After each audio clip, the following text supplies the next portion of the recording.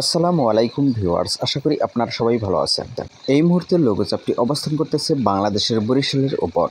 মূলত এই ঘূর্ণাবর্ত বা লঘুচাপের প্রভাবে চট্টগ্রাম বরিশালের কিছু অঞ্চলে রয়েছে এই মুহূর্ত থেকে শেষ রাতের মধ্যে বৃষ্টির সম্ভাবনা। সরাসরি স্যাটেলাইট থেকে আপনাদেরকে এক নজর দেখিয়ে দিচ্ছি।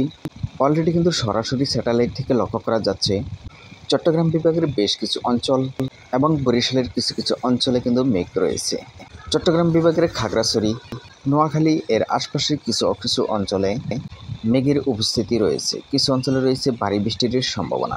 তবে আজকে মাঝরাত পর হইতে আগামীকাল সকাল 10টার মধ্যে এই মাঝারি থেকে ভারী বৃষ্টি চট্টগ্রাম বিভাগের উত্তরাঞ্চলের জেলাগুলোতে প্রবেশের সম্ভাবনা রয়েছে কুমিল্লার আশেপাশে।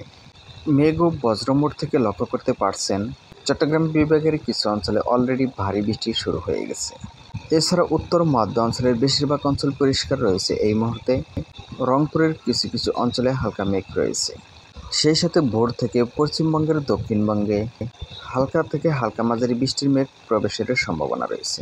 সেই সাথে ত্রিপুরার বেশিরভাগ অঞ্চল সহ। এছাড়াও আগামীকাল 17ই আগস্ট ত্রিপুরার কিছু অঞ্চলে ভারী বৃষ্টির সম্ভাবনাও রয়েছে।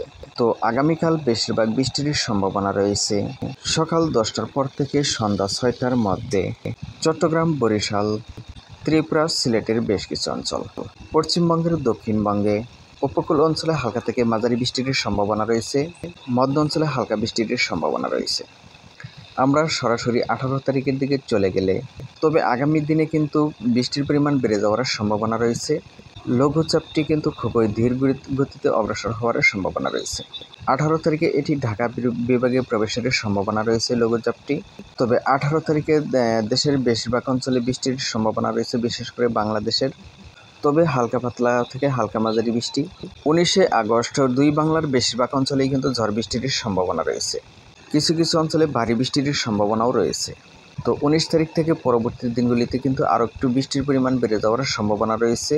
যদিও বৃষ্টির পরিমাণ কম, তবে দেশের বেশিরভাগ অঞ্চলে কিন্তু বৃষ্টির সম্ভাবনা রয়েছে, বিশেষ করে দুই বাংলায়। তো ভিউয়ার্স, ভিডিওটি এ পর্যন্ত। এতক্ষণ পাশে থাকার জন্য ধন্যবাদ। আসসালামু আলাইকুম রহমতুল্লাহ।